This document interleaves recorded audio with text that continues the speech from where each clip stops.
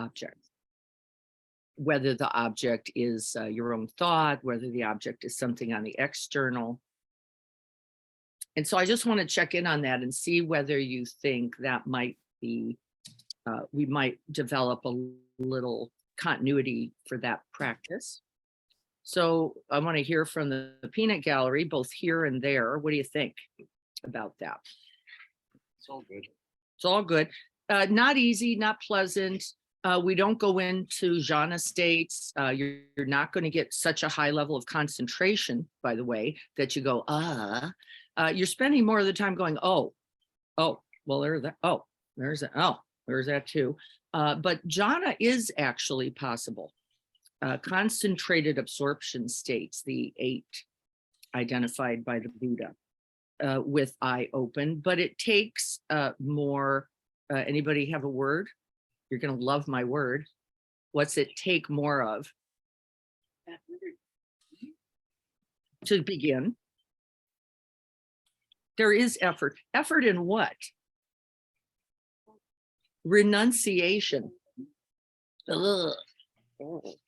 Efforts in renunciation. Remember that the eye door consumes and takes up about 80% of one's mind matter with that eye door open.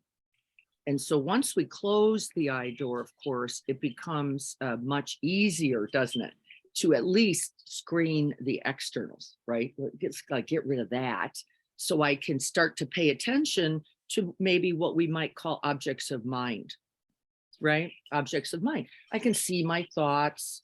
I see them come, I see them go. I notice sounds and little. In non-meditation meditation, the challenge is how to stabilize. Lisa you were getting to that, right? Focus, stabilize the mind is maybe the word. And then let the object simply arise and pass. Well, this is what we're doing all day, every day, right?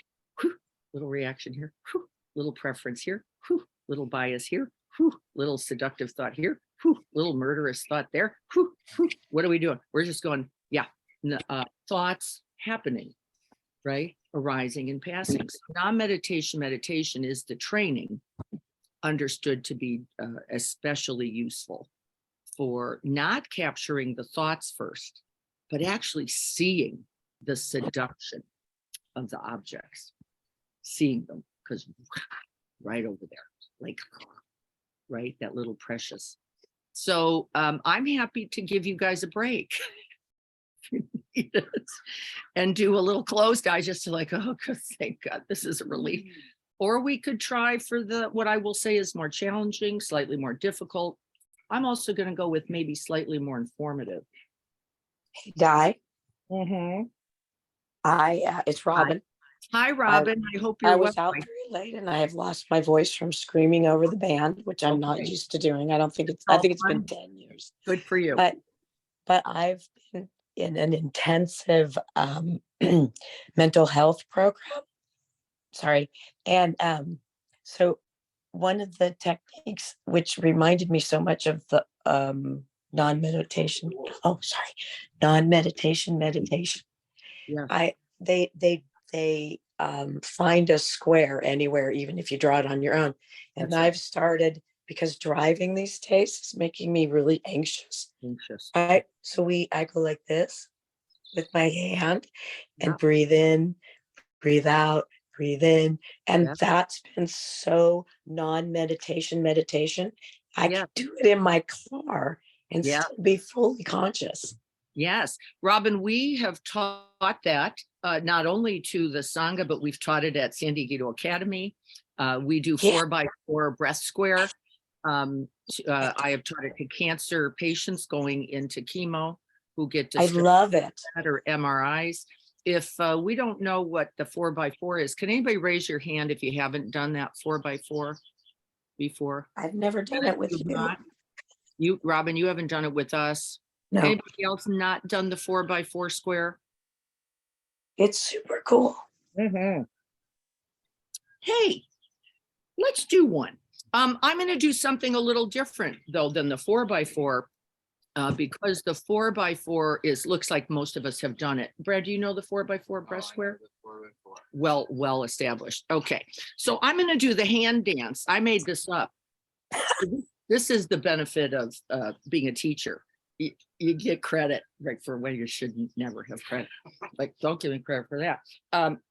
But I didn't make it up, right? Because what do we know? Let's go over the science and then we'll do a sitting, because I can feel we're all like distressed about meditation. I can see the crowd. Like, what? Okay, here's what we know. Where we apply the mind, where you place the mind, so the mind becomes.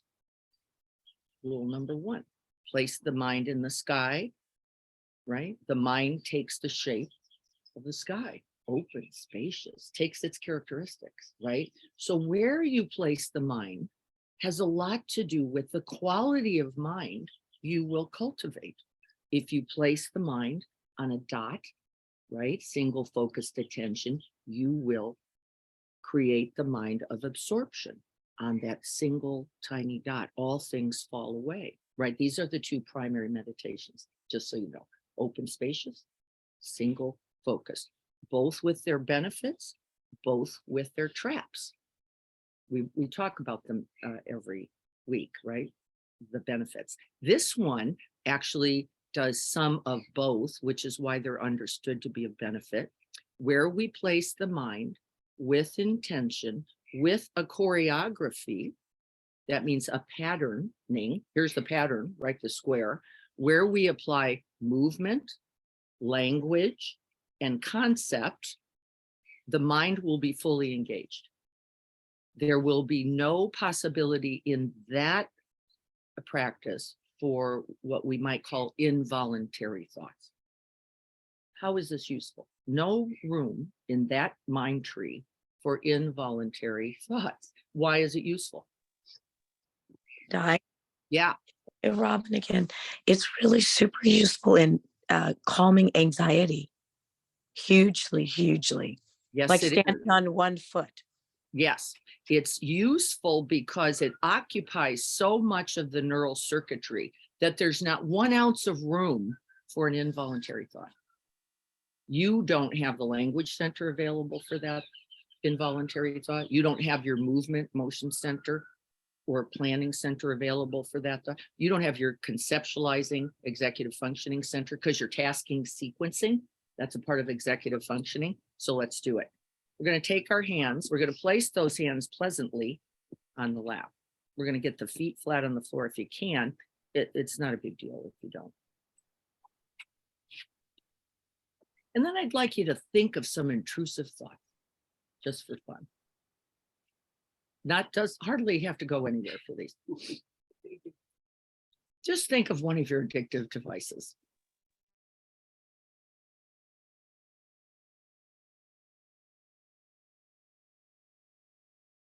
Think of one of your fears. Think of one of your cravings, right? They're equal in mind matter.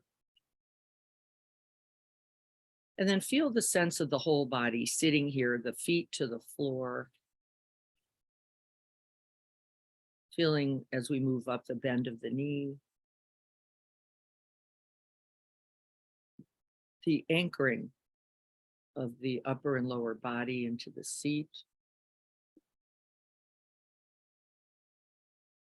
Feel the way on the out breath, the body settles into itself and into the seat. This is the Dharma seat made for you.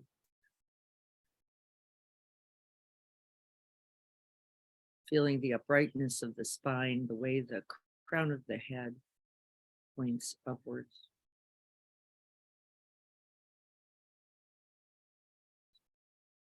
And then with an out breath, coming down in the front of the body, just softening, releasing, relaxing the whole front of the body. The eyes, the mouth, and the jaw. Release the throat. Soften the chest. Release the armor, drop the weapons. Let the heart shine forward. And come to settle for just a moment in the area of the belly.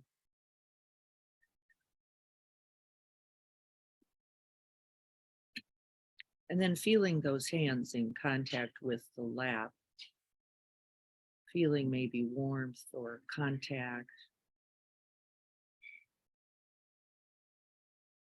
a sense of aliveness, a pulsing, a tingling.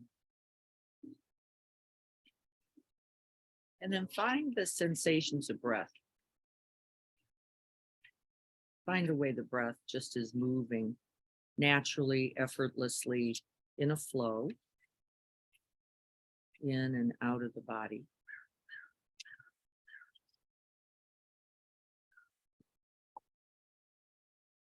And then we're going to time a movement, the movement of the hands and the big toes. We're going to time a movement to the breath. And so finding the sensations available in the right hand for a moment. With your next in-breath, just gently lifting that right hand off the lap to the in-breath, and with the out-breath, placing it down. And really see if you can't be precise. And we're going to do the left hand, lifting on the in-breath. Only in time to the breath, stopping when the breath stops, placing on an out-breath. Then we're gently just going to lift ever so slightly the left big toe. In and up, out and down. And how about the right toe?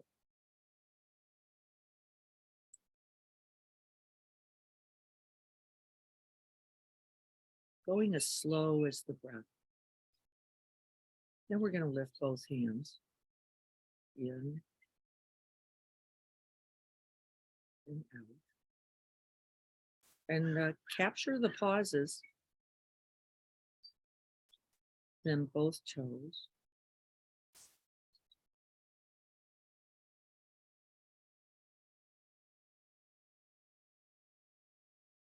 And then all four. Toes and hands. And then do one on your own. I'll just call out the part, the right hand.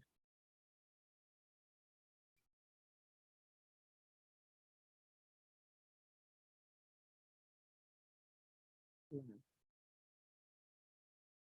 Taking your time, staying in connection to the breath. Left toe.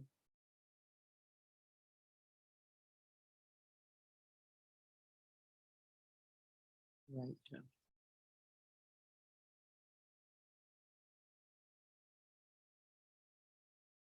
Both hands.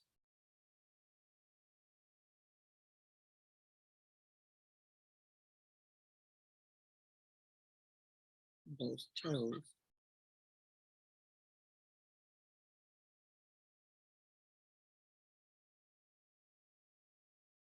Four.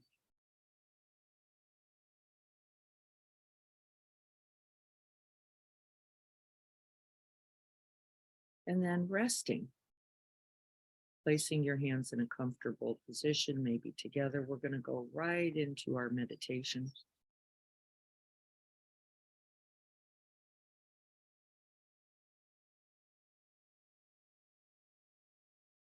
The eyes are naturally already closed. You can let them rest in that way. That just feels right for me right now. Feels effortful to open the eyes. This is not required.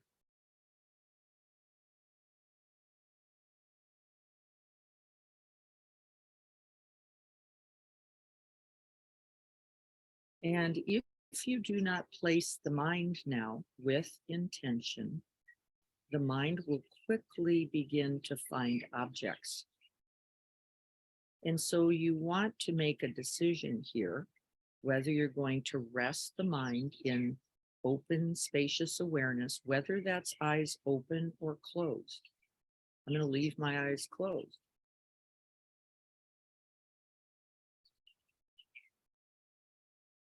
Or finding the object of the breath itself.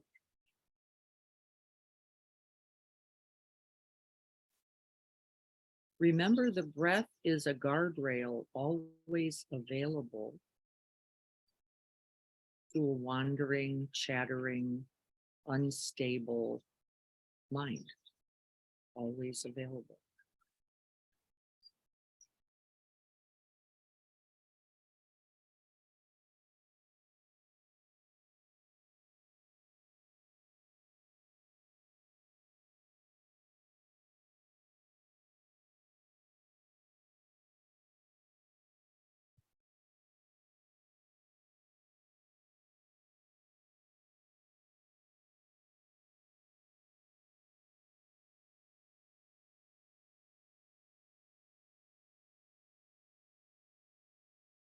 There are supports available for breath awareness practice. And it is, in fact, a movement itself. It is not the movement of the hands or the toes. It is the movement of the breath itself, moving in and out of the area of the chest, the diaphragm, or the belly.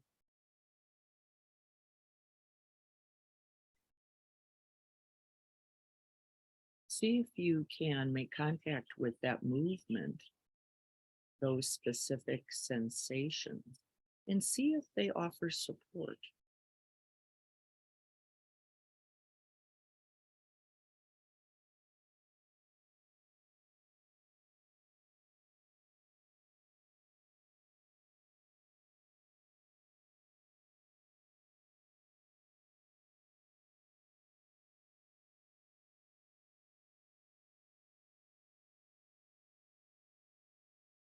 Can you stay with the whole movement from the very beginning of the inflation through the wave and expansion of the in-breath to that very brief pause at the end?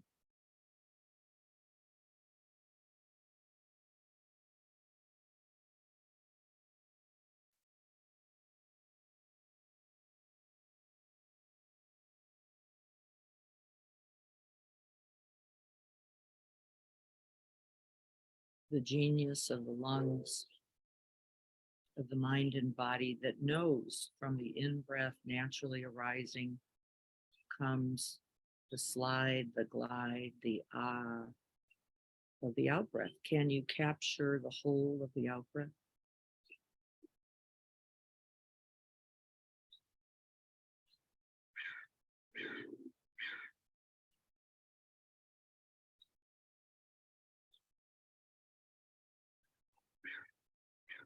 The release,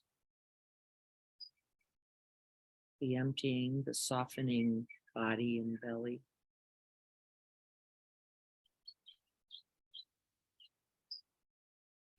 And the stillness at the end.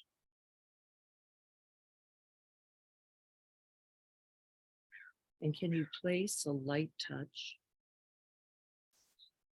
of attention at the very end of that out breath and actually rest there?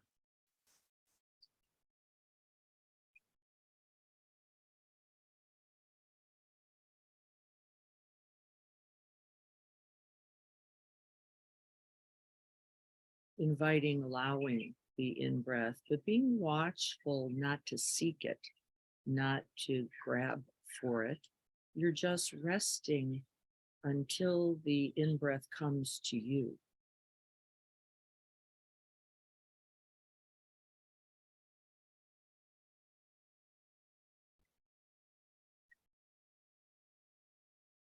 And stay close and intimate, friendly, wholly engaged with the breath.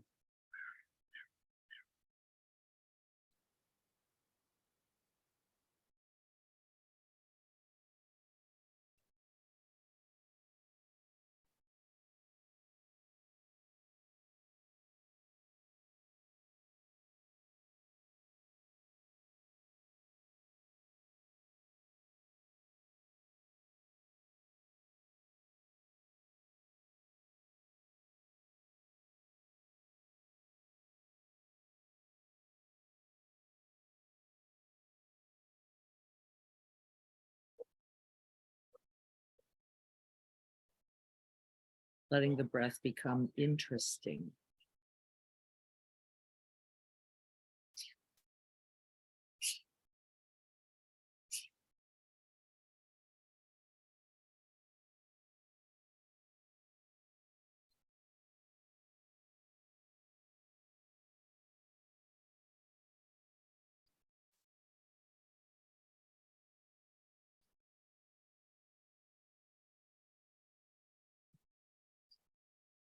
Letting the attention become keener, a little bit more refined. You start to notice the subtleties of each breath,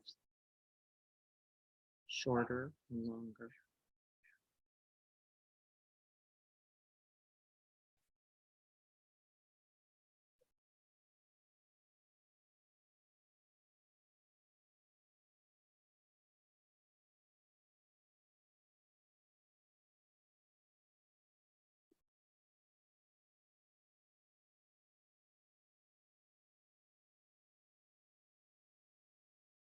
Smooth or jagged.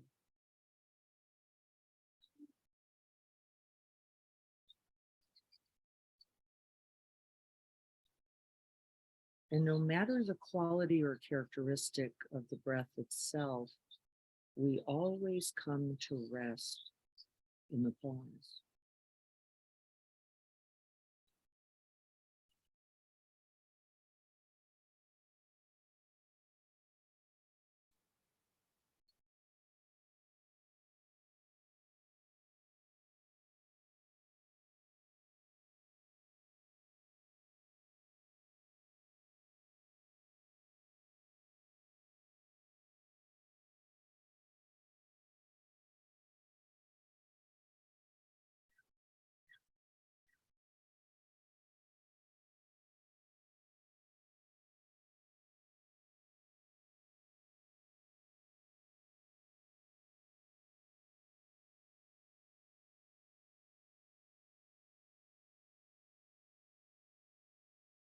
Giving your whole attention as completely as you can to the breath. Rumi says, like a lover.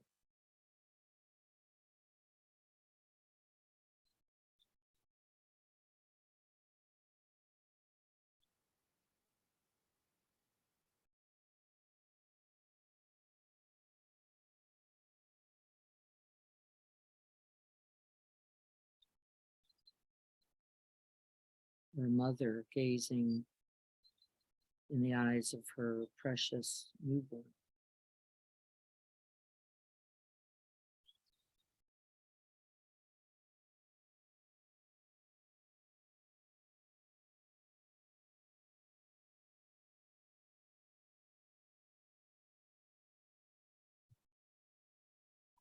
Beautiful at the beginning.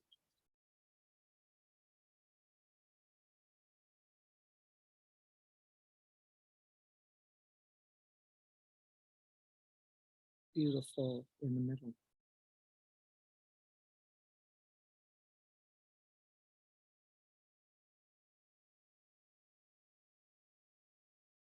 And beautiful at the end.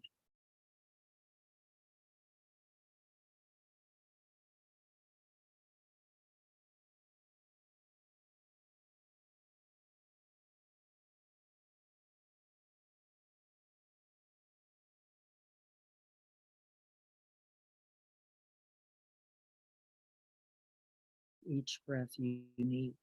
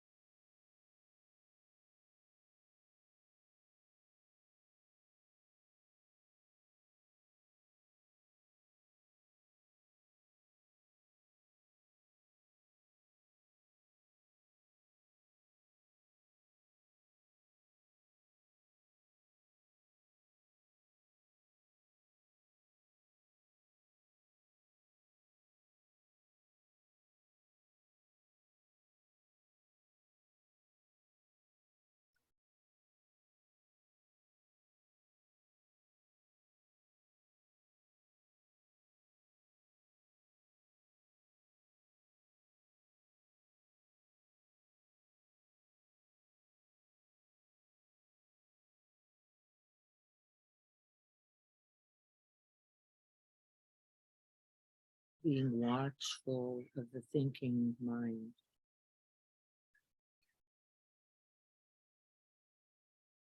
Without harshness, with no criticism, we gently come back to the beloved.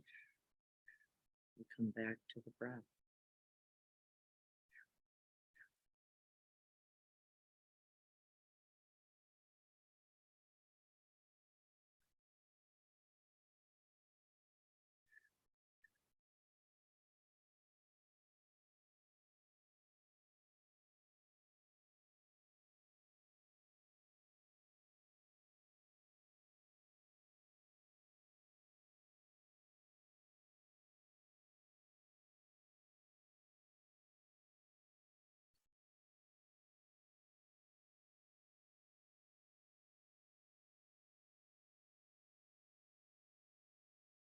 When all the world is a swirl, the breath is our refuge.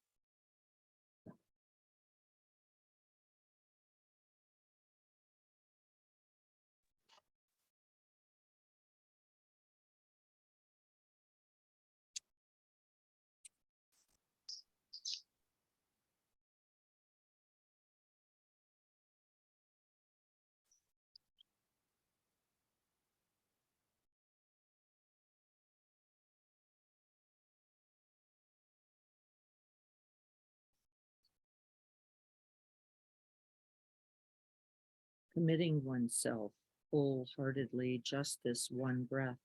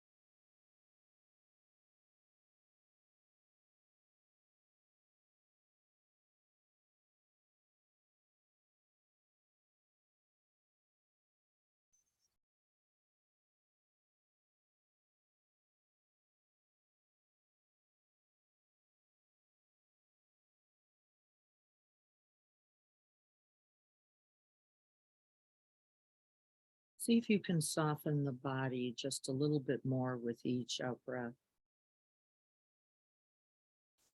We don't have to hold quite so tightly to the breath. The breath is now the sustainable object.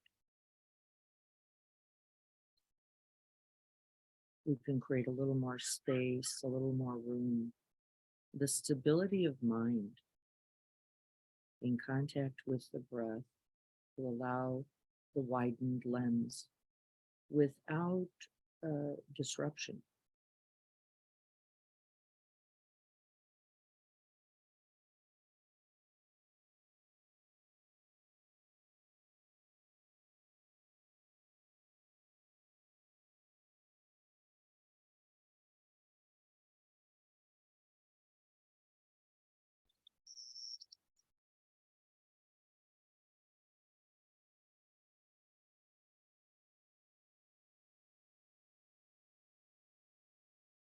Letting go of all efforting, all driving or manipulation of the breath. See if you can simply let that breath breathe.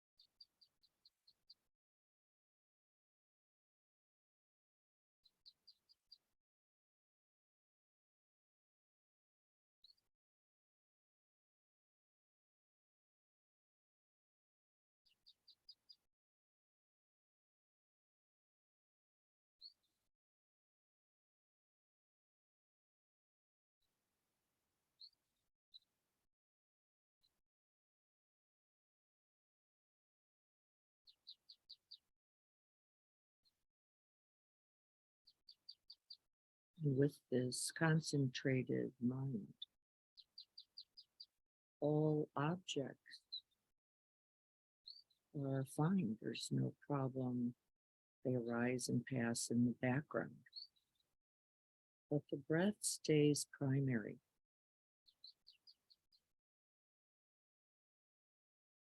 Until even the breath itself falls away.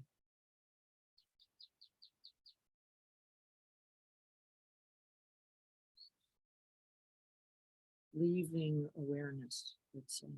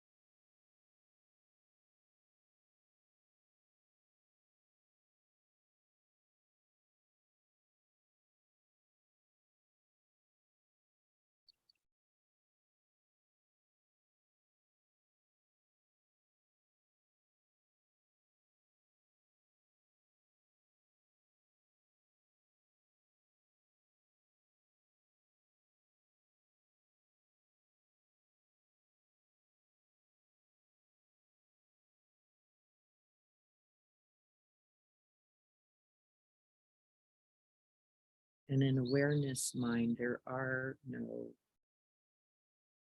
objects. There is no resistance. There are no struggles. There is simply awareness abiding.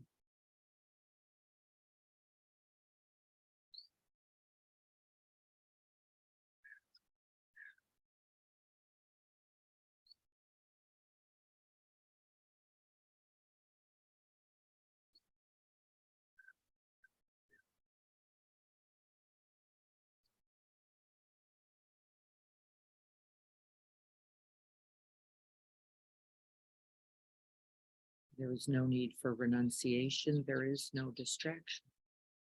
Simply objects arising and passing.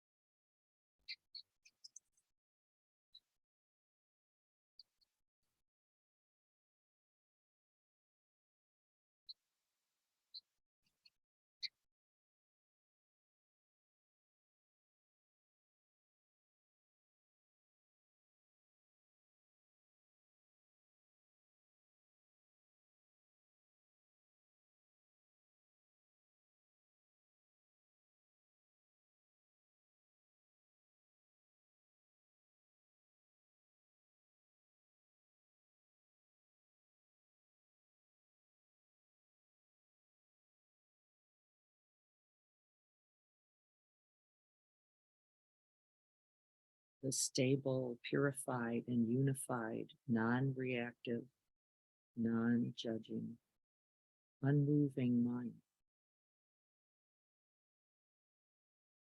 can hold it all.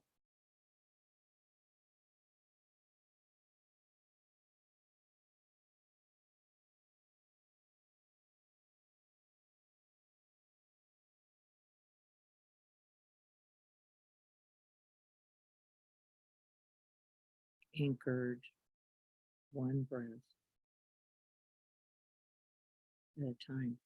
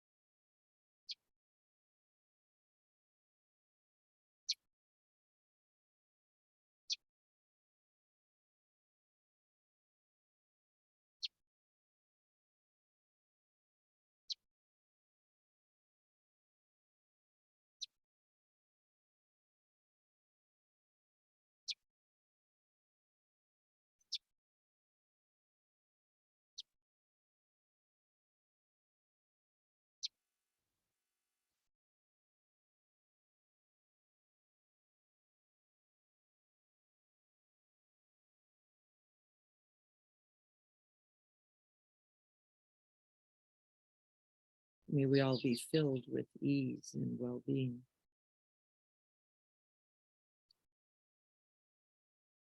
And may we be happy.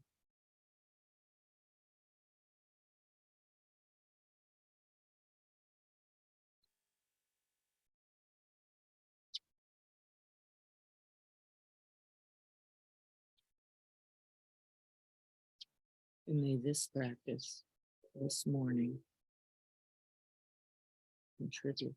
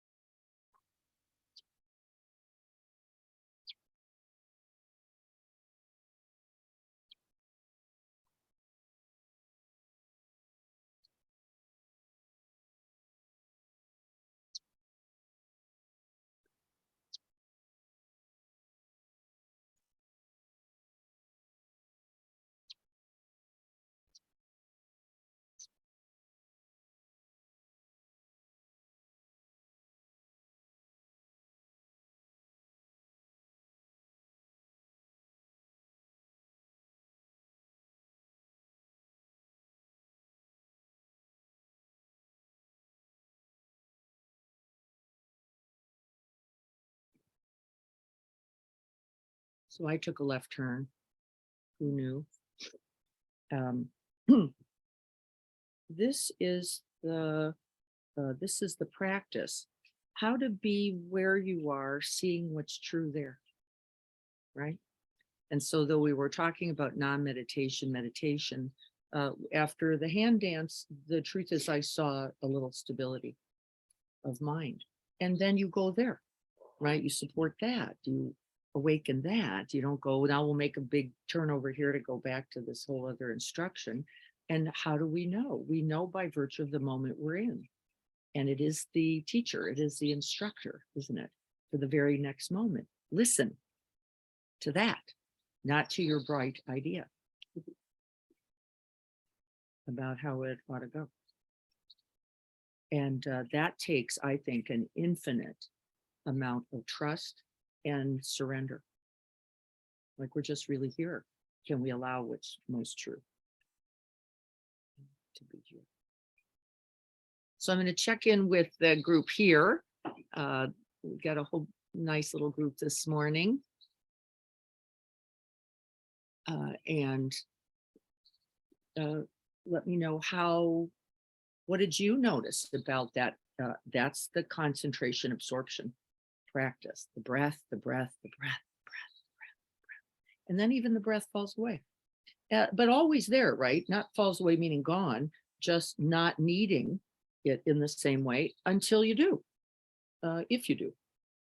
And in longer practice, jhana practices, for example, are almost always, it requires about a 45-minute commitment pretty consistently to really activate this fully unmoving, fully engaged mind. And we were close, actually. We were right on the door. Could you feel that? Mm-hmm. Yes, you could. Yes, you could. Didn't want it to stop. Yeah, you don't want it to stop. In fact, in retreat, when we get into absorption, we sit for hours. And you want to. You're like, I don't need to go anywhere. I don't need to eat. I don't need to get up and move. I don't need to go to the bathroom. And in fact, you don't. It's really true. Everything else simply just becomes other objects in their arising and passing. I think Carrie and I have at least a 4-hour. Yep. Yeah, right. And I think we had to get up. I don't even think it was because we were feeling like we needed to. Had to move, or we were committed to something else that we had to do. And so this quality of mind is cultivated slowly over time. So if you're a person who went, I had absolutely no idea what was going on, this just did not make any sense to me whatsoever, don't give up on the practice or yourself. Right? Not the practice or yourself. You are capable of this. This is a part of the training. It is essential. And can you see why? Was the first practice offered, by the way, the very first practice offered. Why? Focus, someone said. Why? Why focus? It does cultivate increased focus, increased attention, increased memory. Yep, it's all true. The whole alignment. The breath, Yes. the synchronizing. Right, the It's always wholeness, there, but being able to focus. whole presence, spaciousness. Could you feel that happen? The breath starts to go, I'm here if you need me, but if you don't need me, don't hang out here. And so we let go of the breath. And in fact, it's not quite true. The breath lets go of us. Really, you don't need it anymore. So it falls really into and then you could hear the birds. Could you hear them? Not be distracted by them. It's not like I've got to go like get the birds or the bird song. I don't have to wonder there's no narrative to it. Could you feel that? The narrative, the storyline just falls away. And then there's simply bird song. That's different than distraction, isn't it? Distractions, I got to have it, or I got to get rid of it. The moving mind is the mind of distraction. It's ever moving, ever in craving or rejecting, ever in seeking, right? And is it the bird song that we're seeking and rejecting? Is it no, what is it? Me. Something about me. I gotta have it like this for me. I gotta get rid of it like this for me.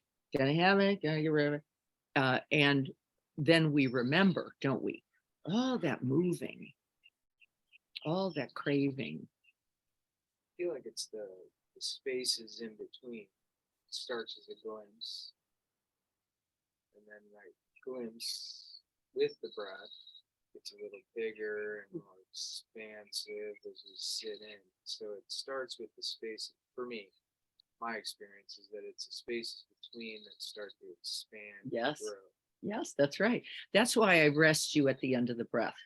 That's not accidental. I rest you there so you can start to see the vast open space that is holding everything in a one little, right, wait, moment, just one little, hey, there it was.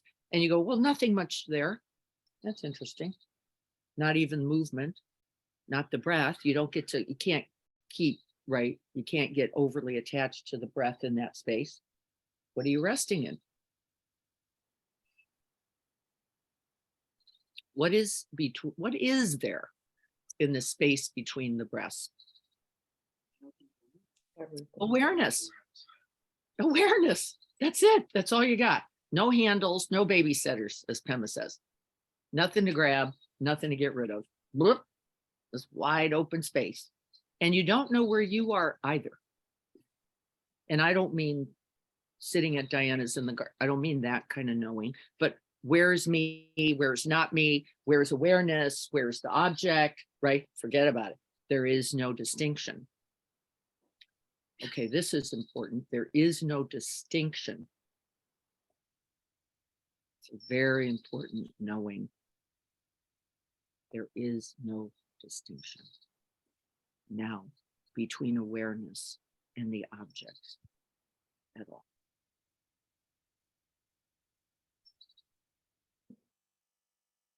And then where is the problem then? Where is it? You couldn't find a problem, could you? Noises I like, noises I don't like, sensation I like, sensation I like. And you just knowing is in awareness. Is the group on Zoom, were you able to get that sense? It's harder when we're not in collective mind, by the way, just so you know, those on Zoom have access, but not quite in the same way. It's not actually true. You're going to have to work harder. You've got the wife and the coffee pot and the dog all, and they're really attachments, right? We have a lot of that going on. But could you get any sense of that, Zoom folk? Yeah, definitely, Diana. This is Adrienne, but I agree with you. I think just my just not being there present with the group really does change it a bit. It does, doesn't it? Yes. We're all just zenned out over on this side. Really, I mean that. If I wish you could see the group, they're just Oh, okay. fluttering branch, this beautiful sky. Floating like Milarepa. Yes, floating. Without collective mind. So then I'll speak to that for a moment. The Buddha himself said, without the Sangha, without collective mind, this will be impossible. Well, that's a little interesting. This would actually be impossible. So what does he mean by that? And Jim, can I have some tissue so I don't snot all over my shawl? Thank you. Oh, sorry. No, thank you. What does that mean? Without collected mind, without the Sangha, this is impossible. What could be? All hold each other up. Yeah. You hold each other. And your mind becomes available to your mind. And your minds become, right, connected to those minds, which become, and then the Sangha becomes one also, doesn't it? Mm-hmm. Yeah. And alone, I don't know about that so much, really. And I'm an alone practicer. You know, I've had a lot of attachment to practicing alone, and it has not served me.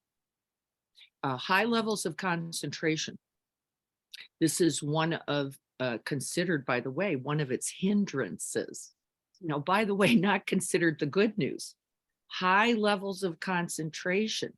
Oh, that looks pretty good. Bliss, rapture, joy, equanimity are in those jhanas, in those stable minds, unmoving mind states. And the Buddha says, no, no, no, no, not so good for you. Why? You're attaching to that. You just want that. It's a drug, solidly. It's simply a drug. And you got to sit next to the guy whose nose is snotting, who's farting, whose stomach is growling, and you have to include and be with and open to it all. And in fact, that becomes cultivated. And then you just like me, because remember, in awareness, there are no separate objects, including, oh, how beautifully, the other. That's the point of the Sangha. There is no other now. There is the one unmoving mind. And we are all an essential part of that. You get the strongest sense of that. And in fact, no separation. No separation. Yeah, I think on Second Street, there was the garbage truck and the turtles. Yes, the turtles and the garbage truck. Exactly. I mean, there were times where that garbage truck just annoyed the shit out Yes. of me, and then not.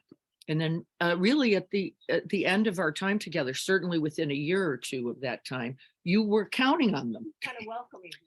Like really, oh, right, you know, and it was right there. The garbage truck was coming to pick up all that dukkha. And you knew it and you felt it and you put it on the truck, like, take it. Don't need it. And the truck, for those of you who were never on Second Street with us, was literally 6 feet away, not 16. It literally drove right to the door where I sat and became a beautiful bell. That's all, just a beautiful object. I had an old subconscious memory when we started to sit today, and whatever was going on back here behind me, and it just briefly made me think about when I started practicing 20 some years ago, right when Sarah and I were about to get married, and I was just starting my practice, and I remember having like, yeah, and okay, and then sure enough, man, it's like every cabinet door was being slammed, and the pans were being. I was like, God damn it, she wants a divorce. Or I want one. One of us wants one. I don't know which mind that is, but Purpose. yeah, somebody wants one. Yeah. That's another beautiful consideration then, which is I've been practicing a long time now, and I have never really been able to engage Al. And I have let go of that a long time ago. It took a while. To let go of it. But I finally went, you know, everybody's path is their own. Everybody's awareness is their own. Everybody cultivates themselves in their way, on their own. And after a while, maybe a long while, he has decided that there may be benefits there. And now we have 2 meditators in the house also, because Libby now lives here. And that has upped the ante quite a bit because she's going, okay, let's go. And Al's standing over there. And it's like, well, I might as well go since everybody else is doing it. And this is, again, look at the power of collected mind. Right? Look at that. Just, all right, well, I guess that's what we're doing. Might as well join in there and do that. And for the first time ever, we go to the beach and there is a whole gigantic pod of dolphins. And the reason we see the dolphins is we're meditating and looking at the water. And we would have otherwise completely missed them because they were really just little tiny blips in the water. And for Al, that became meaningful, which is I can see things I can't otherwise see. And maybe bigger, I can know things I can't otherwise know. And like, oh, I see a benefit. Now, by the way, dolphins are beautiful, but not actually the point. Right, but no less beautiful. And in fact, I love that in early practice, this is what happens. The flowers are more vibrant.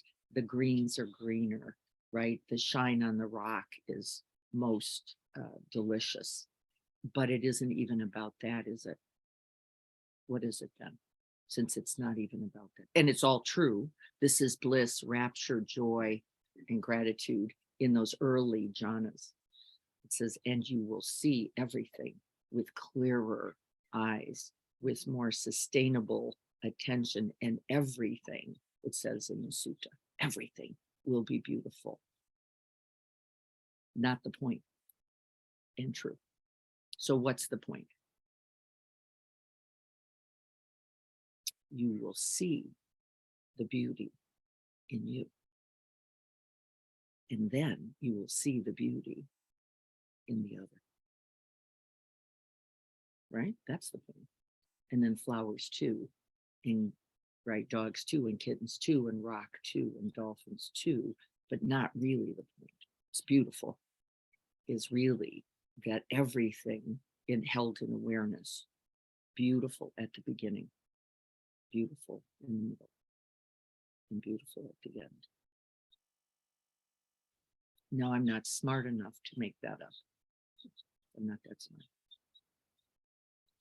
There is I'm reading a book by Phil Stutz and one of his guys, but he references that scene in the movie American Beauty with Kevin Spacey and the kid that films the plastic bag Yes, loading. yes, What you're saying. that's exactly right. Bringing awareness to everything. Opens us to everything, becomes then a part of everything. Everything is a part of this one whole, I guess you could say, right? The one, the Sangha mind, the one awareness, and however you define that, we have infinite words for that. I just heard a couple new ones from someone I'm chatting with. All these amazing words for God and awareness and whole, right? Just beautiful throughout time. I don't care which ones you use. I do care that you practice it, though. I do care that you practice it, which is why we're here today, why we'll be here next Saturday to, is there anything else from the community, the Zoom community, before we get ready to sit for just another moment? If you can't get yourself here, call me. I'll call you. I get up about 5 o'clock on Saturday. I can get you, call into you by 6. You can get here. Send an Uber. Uber ride, coffee. What else do you need? It isn't possible for everyone. And when it's not possible, it's not.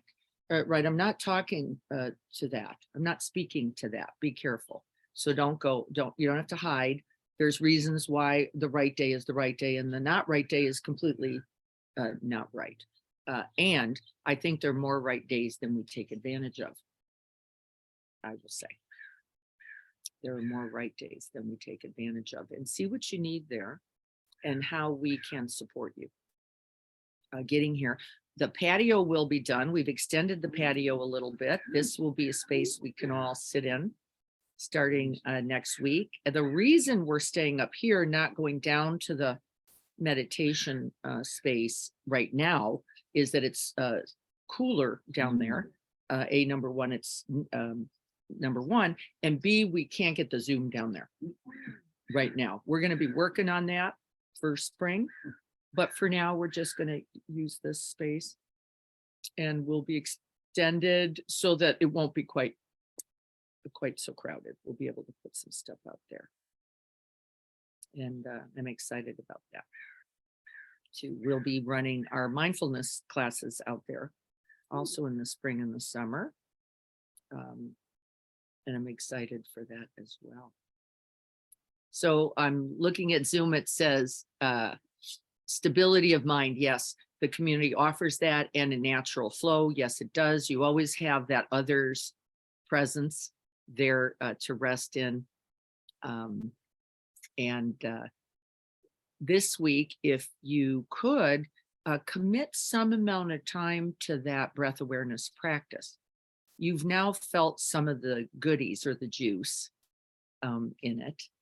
It will always happen if you can just stick with it for a few. And the research says it takes between 8 and 12 minutes to actually cultivate absorption. And no matter how long you've been practicing, it will take about that amount of time. And what you're going to be noticing the rest of the time is, breath, not breath, breath, not breath, breath, not breath. And if you get frustrated by that, that's the way it always begins. You could be sitting for 100 years. Breath, not breath. See if you can enjoy that dance. Breath, not breath. That's it. And rather than go into, I can't do this, it just never happens, I don't get what they're talking, it's not true. You have that mind as well. And just start in the dance of breath, not breath, and see how that works for you. Okay, anything else before we sit a little more? We're going to see if we can't touch back into that. I want to do this for a reason. I want you to see how much more accessible that is now. This is the good news about everyday practice. It's like right there. It's a little easier to get to. It's a little easier to hold. It stays a little longer every time we do it. And so why not, right? Okay, let's do it together.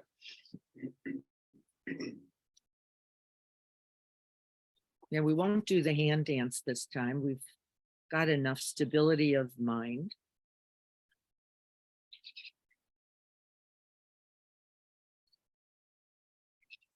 And we actually turn the attention once again directly to the breath and the breath sensations. Remember, movement, language, and the Buddha himself, by the way, was the first scientist for this. He said, hey, if you can't stabilize on the breath sensations themselves, count the breath for a minute. Hey, you could say in, out. You can use your conceptualizing languaging center along with the movement, along with attention. He knew himself.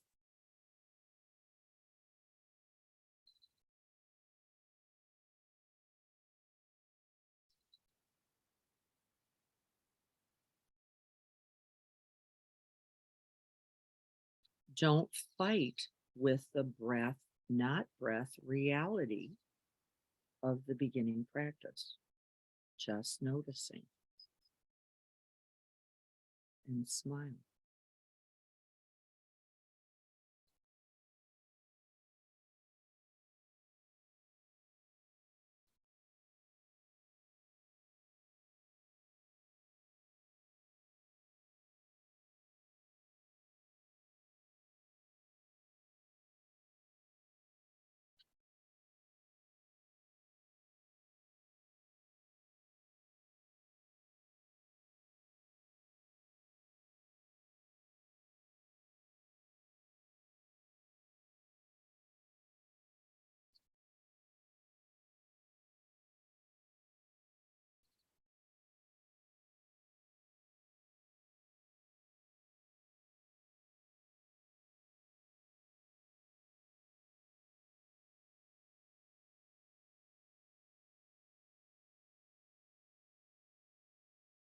First, making contact with the breath, just light touch on the breath. You won't be able to sustain attention, and that's not a problem. Just light touch on the in breath, light touch on the out breath with ease, and then touching in to that space between.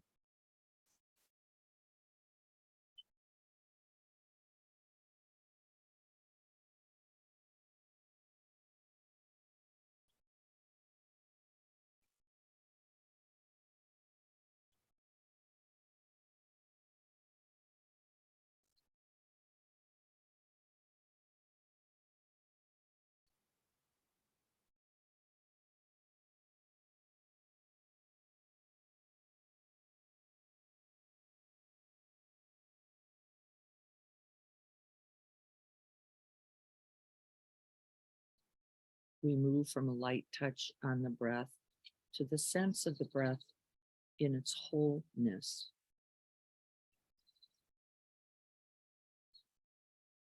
Maybe the whole in breath or the whole out breath or both.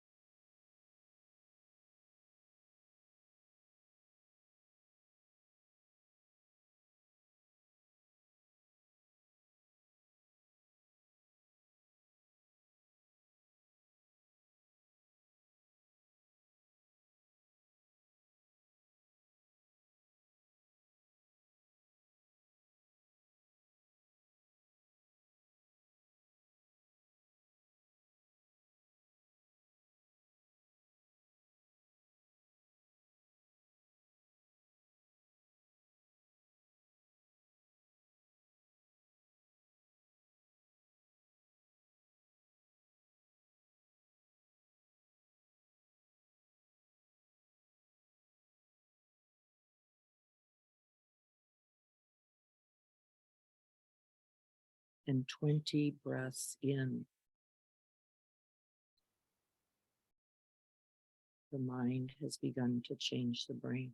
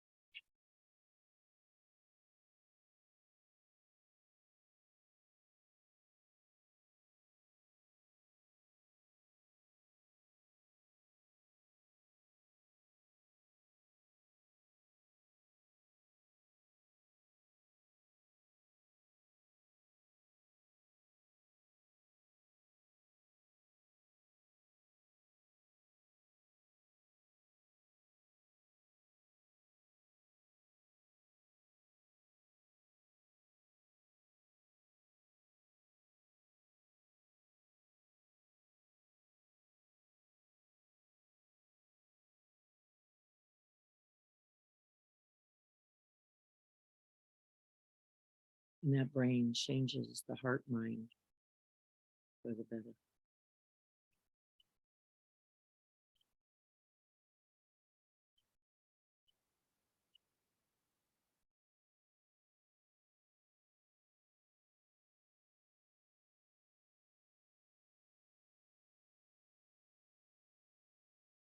May we all be happy, truly happy.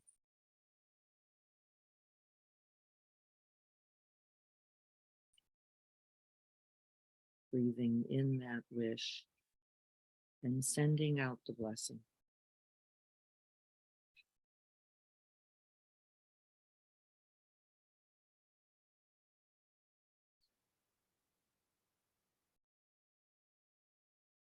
May we all be free from pain and suffering and its causes.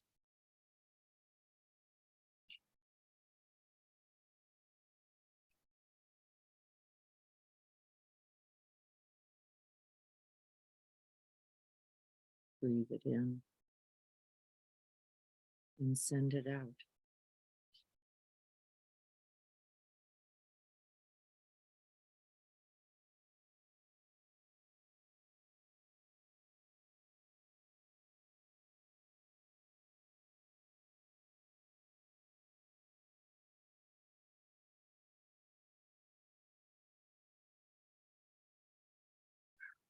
May we count our blessings and rejoice and wish those same blessings for others.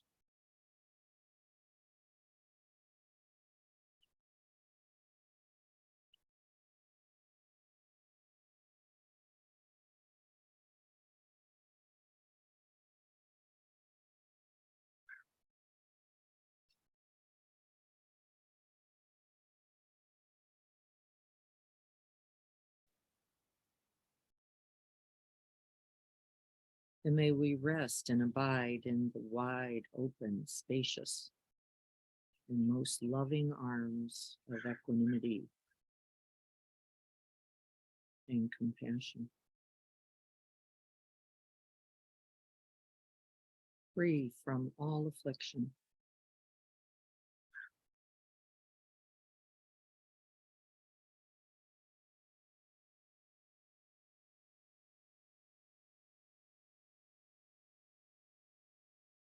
And may we gather the merits of this practice today and all practice throughout all time, coming from all traditions, all lineage, and all directions.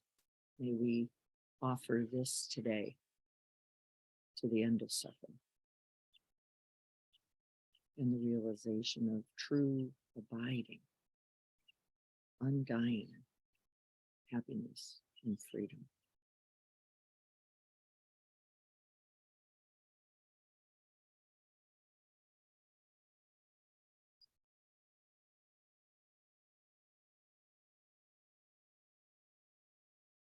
May it be so for ourselves and all beings.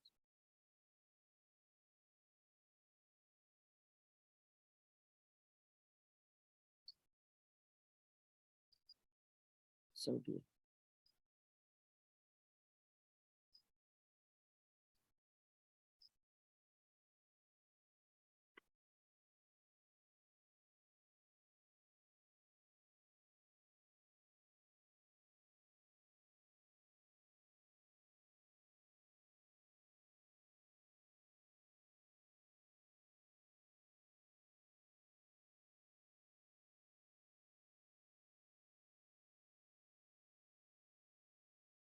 Look at our time. That was less than 8 minutes. I want you to see what's possible. You're going to just start to get back in there going, oh, that was pretty good. Yep. Breath, not breath, breath, not breath. A little quicker, a little more available, a little more finding your way. That's the benefit of every day.